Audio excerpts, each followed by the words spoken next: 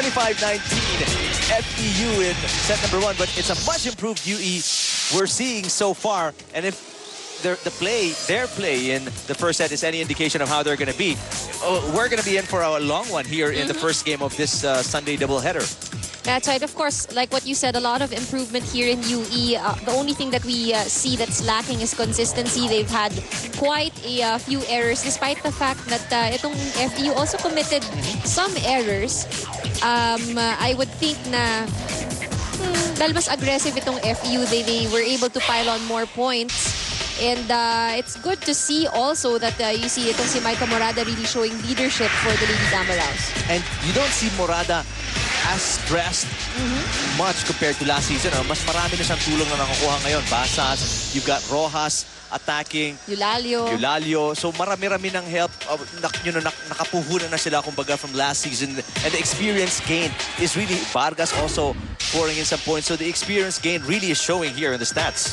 That's right. If you can take a look, lamang ang FEU in terms of attacks, 11-7 of the Lady Warriors, 3 block points, 2 for UE, 1 service ace for FEU, at nakadalawa itong Lady Warriors courtesy of Lucette Dawis earlier. And here, look at the errors. This is quite big, ano? 10 for the Lady Warriors and 8 for the Lady Tamaraws. So, yun nga, like what you said, they both had their share of errors. However, na-offset nung number of attacks nitong FEU yung points nila in the first set. And that's something for the UE Lady Warriors to think about. Giselle C getting ready to serve in set number 2. FEU may 1 set already in the bag. Goes to the Lady Tamaraws setter, number 12, Giselle C. Giselle C, one of the luckier setters din dito. Ang dami niyang choices when it comes to offense. If you're a setter, that's what you want. What you want, exactly. Dahil pagpipilian, saan ako pupunta? You got Vargas, you've got Rojas, Eulalio, Morada. That time, finally, Kite Rosales becoming a factor. She was not as active offensively in set number 1 para sa UE. Let's see how her participation here lifts up the morale of UE. And itong si Rojas, very lucky today. I think she woke up at the right side of the bed. No matter how difficult the set is, in that case, ang layo sa net, she still managed to get a point.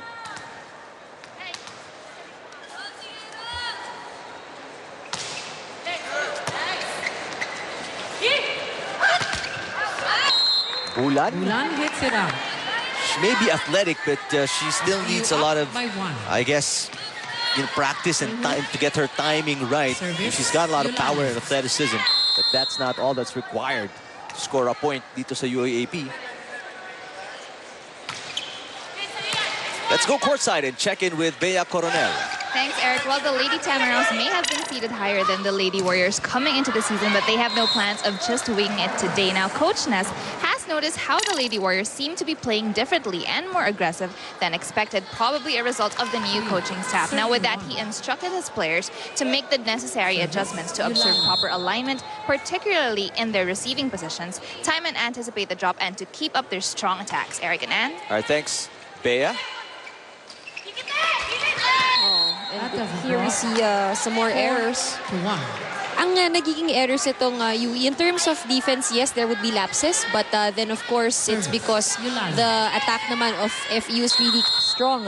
Pero yung pagdating sa attack errors nila, we're seeing quite a few na that go straight into the net. Or if not that, goes outside.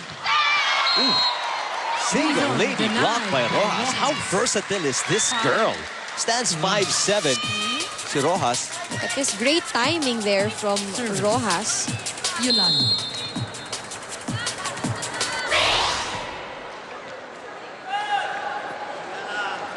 Eulalio serving, that's way short.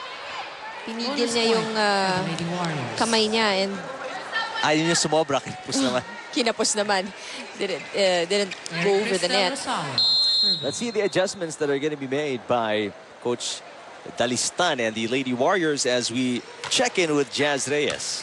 Thanks, guys. So, lahat ng pangit na bola, pagandahin, patsagain natin to. These are some crucial words coming in from Coach Boy de Listan, especially for the Lady Warriors, because their service wasn't that well. There were a lot of errors on that. Apart from that, it's aggressiveness that Coach Boy is looking for. And like you guys have said, considering it is their first game for the season, it may be the jitters that's affecting their game. But Coach Boy de Listan believes that the girls just need a little bit more focus on the game and to ignore all distractions. Eric and Ann? Thanks, Jazz. Indeed, as a player, that's what the only thing you can do. Pagandahin mo na lang kahit pangit yung bola, habulin nyo and make something out of it because that's what you're getting.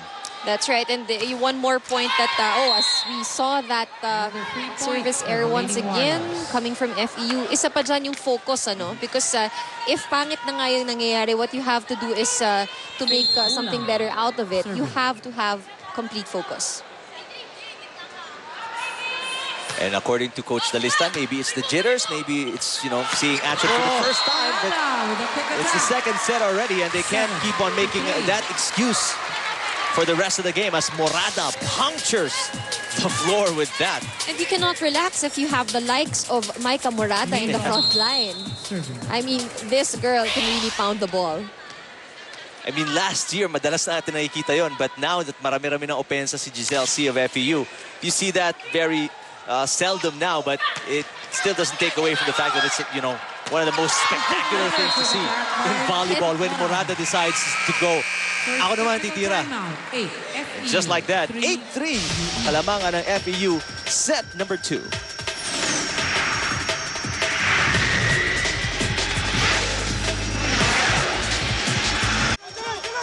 Back here at the arena in San Juan as Morada is cranking up the offense of FEU. 3 straight points, and that's right, and 3 different attacks as well. I mean, that last one was a classic Morada running attack.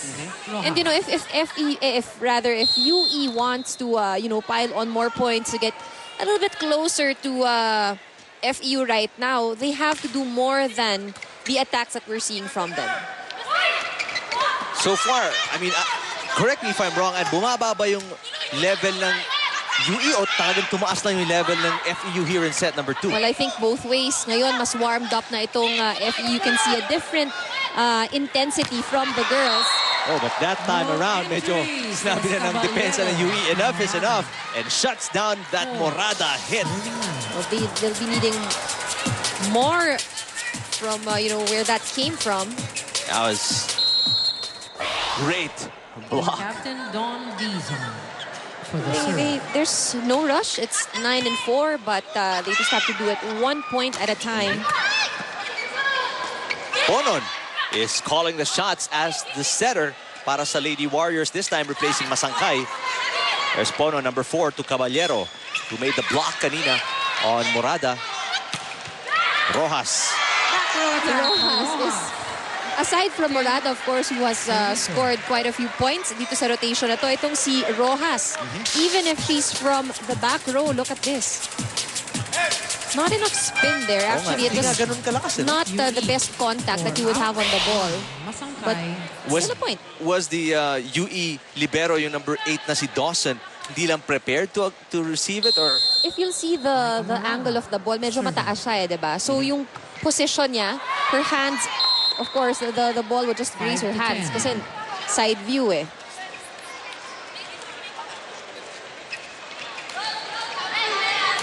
Five serving 10. That's Lucette Dawis, yung pinag-usapan namin kanina ni Anna.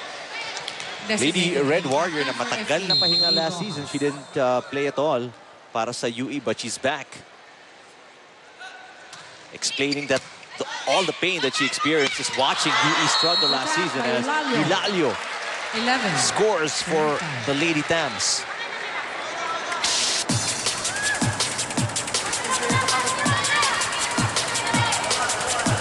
Great timing. And the defense not even expecting that. Nakita nyo, libreng-libre si Eulalio with that hit. Too long. 6 serving 11. But so far, and one of the things na nagiging factor dito para makahabol ang UE is the service errors of FEU. I mean, just one after the other. That's right. But itong UE naman, credit to them as well. Even if may mga errors na nagko-contribute, may mga sparks of brilliance. You'll see it coming in and out, pero hindi lang talaga consistent. Caballero. Yulalio. Returned by the defense of UE. Nakatulog na naman depensa ng Lady Warriors. The Lady Warriors were off to such a good start in their defense in the first set, but towards the latter part, parang nabasag yung depensa nila, and at this point, they still haven't recovered. Masangkay is back to set it up para dito sa UE. 13. Bulan sends that one out. I think she's having a difficult time in finding the right angle to get her ball through. Kasi dalawa lang yung nangyayari kanina, no? It's either she was stuffed blocked or tulad nito na parang she was probably finding an angle but the ball went long. Dizon from the back row. Rojas, beautiful play. Rojas in the combination. Rojas, no 14. matter if she's apologizing. Oh, hindi pa nga siya, satisfied with the kind of hit she delivered. Itong si Rojas gets a lot of points. But one thing I noticed when she attacks is yung contact dun sa bola. Maybe that's why she's apologizing. She knows na hindi solid yung contact niya. Oh, Bulan. Really? She's getting, I guess, confused right now. I mean, what does she need to do to score a point here? She hits it soft, nabablock. She hits it hard, it goes long. Now she tips it and it gets blocked again. It's going to be a challenge, especially if she's up against these three tall blockers on the side of FEU. Solid serve from Giselle C. Rosale. Vargas. Oh, that one is not over. 4 touches. That's 4 touches against FEU. 8. Serving Vargas wanted to go steep on that hit, and it caught the tape of the net. Grace Masangkay. Mary Grace Masangkay serving. Good anticipation by Rosale, blocking Yulalio partially. But again, this is what's very dangerous about FEU, is they're so lethal from all angles at the net, And the adjustment really comes very quickly. 16-8 in favor of FEU in set number 2.